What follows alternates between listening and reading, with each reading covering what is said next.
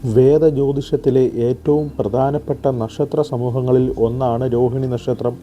27 നക്ഷത്രങ്ങളുടെ ക്രമത്തിലുള്ള 4-മത്തെ ചന്ദ്രമന്ദിരമാണ് രോഹിണി നക്ഷത്രത്തിന് സമ്പത്ത്, സമൃദ്ധി, ആത്മീയ വിമോചനം എന്നിവ നൽകാനുള്ളത്. രോഹിണി നക്ഷത്രത്തിൻ്റെ ജന്മനക്ഷത്രം ചന്ദ്രൻ ഭരിക്കുന്നു. ഈ നക്ഷത്രത്തിന് സൗന്ദര്യം, കൃപ, ഫലഭൂയിഷ്ഠത എന്നിവ നൽകുന്ന ശക്തമായ ചാന്ദ്ര ഊർജ്ജമുണ്ട്. ഈ നക്ഷത്രത്തിൽ ജനിച്ച ആളുകൾ അവരുടെ ശാരീരിക സൗന്ദര്യത്തിനും ചാരുതയ്ക്കും കൃപയ്ക്കും പേരുകേട്ടവരാണ്. രോഹിണി നക്ഷത്രത്തിൻ്റെ രാശിയാണ് ഇടവം. അത് ഈ നാളുകാർക്ക് അഭിലാഷവും നിശ്ചയദാർഢ്യവും വിജയിക്കാനുള്ള ശക്തമായ ഇച്ഛാശക്തിയും നൽകുന്നു.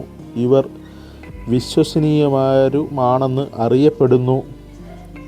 ത്തിൻ്റെ നാഥൻ രോഹിണി നക്ഷത്രത്തിൽ ഭരിക്കുന്ന ദേവൻ അല്ലെങ്കിൽ കർത്താവ് സ്രഷ്ടാവായ പ്രജാപതിയാണ്. സൃഷ്ടി, ഫലഭൂയിഷ്ഠത, വളർച്ച എന്നിവയുമായി പ്രജാപതി ബന്ധപ്പെട്ടിരിക്കുന്നു. രോഹിണി നക്ഷത്രത്തിൽ ജനിച്ച ആളുകളുടെ വസ്തുക്കളോ ആശയങ്ങളോ സൃഷ്ടിക്കുന്നതിനുള്ള സ്വാഭാവിക കഴിവുകൾ ഉണ്ടായിരിക്കാം. കൂടാതെ കല, സംഗീതം അല്ലെങ്കിൽ സാഹിത്യം തുടങ്ങിയ മേഖലകളിൽ താൽപ്പര്യമുണ്ടാകാം. ജാതകപ്രകാരം ഇടവം രാശിയിൽ 10 ഡിഗ്രിക്കും 23.20 ഡിഗ്രിക്കും ഇടയിലാണ്. രോഹിണി നക്ഷത്രത്തെ 4 പാദങ്ങളായി തിരിച്ചിരിക്കുന്നു. ഓരോന്നിനും അതിൻ്റേതായ പ്രാധാന്യവും സവിശേഷതയുമുണ്ട്. നിങ്ങൾ രോഹിണി നക്ഷത്രത്തിൻ്റെ ഏത് പാദത്തിലാണ് ജനിച്ചത് എന്നറിയാൻ ജനനത്തീയതിയും സമയവും കമൻറ്റ് ചെയ്യുക. മേടവുമായാണ് ബന്ധപ്പെട്ടിരിക്കുന്നത്. അത് ചൊവ്വയാണ് ഭരിക്കുന്നത്. ആദ്യത്തെ പാദത്തിൽ ജനിച്ച ആളുകൾ ശക്തമായ ആത്മബോധവും വ്യക്തിത്വവും ഉണ്ടായിരിക്കാം. അവർ ധൈര്യശാലികളും സാഹസികത ഉള്ളവരുമായിരിക്കാം. അവർക്ക് സ്വാതന്ത്ര്യത്തിനായുള്ള ശക്തമായ ആഗ്രഹവും ഉണ്ടായിരിക്കാം. മാത്രമല്ല, അവരുടെ വിശ്വാസങ്ങളിലും മൂല്യങ്ങളിലും എളുപ്പത്തിൽ വിട്ടുവീഴ്ച ചെയ്യാനും അവർ തയ്യാറാകില്ല. രോഹിണി നക്ഷത്രത്തിൻ്റെ 2-ാം പാദം ഇടവവുമായി ബന്ധപ്പെട്ടിരിക്കുന്നു. അത് ശുക്രനാണ് ഭരിക്കുന്നത്. 2-ാം പാദത്തിൽ ജനിച്ച ആളുകൾക്ക് പ്രകൃതിയുമായി ശക്തമായ ബന്ധം ഉണ്ടായിരിക്കാം. പൂന്തോട്ട പരിപാലനം അല്ലെങ്കിൽ കൃഷി പോലെയുള്ള പ്രവർത്തനങ്ങളിൽ തൽപരരുമായിരിക്കാം. അവർക്ക് ആഡംബരത്തോടെയുള്ള ഇഷ്ടവും ഫാഷൻ, സൗന്ദര്യം അല്ലെങ്കിൽ ആതിഥ്യമര്യാദ തുടങ്ങിയ മേഖലകളിൽ വിജയിച്ചേക്കാം. രോഹിണി നക്ഷത്രത്തിൻ്റെ 3-ാമത്തെ പാദം മിഥുനവുമായി ബന്ധപ്പെട്ടിരിക്കുന്നു. അത് ബുധൻ ഭരിക്കുന്നു. 3-ാം പാദത്തിൽ ജനിച്ച ആളുകൾക്ക് മികച്ച ആശയവിനിമയ വൈദഗ്ധ്യം ഉണ്ടായിരിക്കാം. അല്ലെങ്കിൽ പത്രപ്രവർത്തനം, എഴുത്ത് അല്ലെങ്കിൽ അധ്യാപനം തുടങ്ങിയ മേഖലകളിൽ താൽപ്പര്യമുള്ളവരായിരിക്കാം. അവർ പെട്ടെന്ന് ബുദ്ധിയുള്ളവരും പൊരുത്തപ്പെടാൻ കഴിയുന്നവരുമാകാം. കൂടാതെ യാത്ര ചെയ്യാനും പുതിയ സ്ഥലങ്ങളിൽ പര്യവേഷണം ചെയ്യാനും അവർ ഇഷ്ടപ്പെട്ടേക്കാം. രോഹിണി നക്ഷത്രത്തിൻ്റെ 4-ാം പാദം കർക്കിടകവുമായി ബന്ധപ്പെട്ടിരിക്കുന്നു. അത് ചന്ദ്രനാൽ ഭരിക്കുന്നു. 4-ാം പാദത്തിൽ ജനിച്ച ആളുകൾക്ക് ശക്തമായ വൈകാരിക ബുദ്ധിയും സഹാനുഭൂതിയും കരുതലും ഉണ്ടായിരിക്കാം. അവർക്ക് അവരുടെ കുടുംബവുമായി വീടുമായി ആഴത്തിലുള്ള ബന്ധം ഉണ്ടായിരിക്കാം.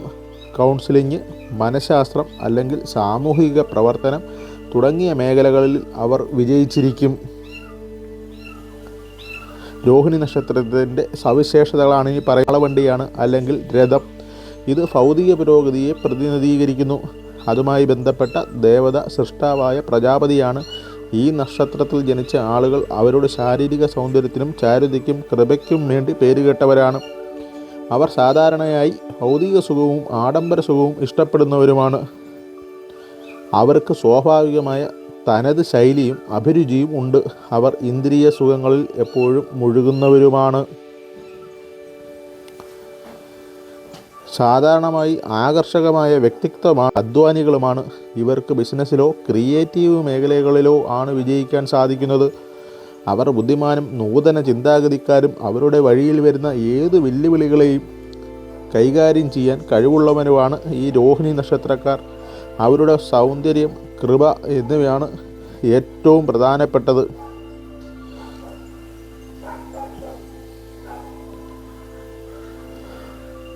തിരുവോണം, ഉത്രാടം, അനിഴം എന്നീ നക്ഷത്രങ്ങളിൽ ജനിച്ചവരുമായി പൊരുത്തപ്പെടുന്നു.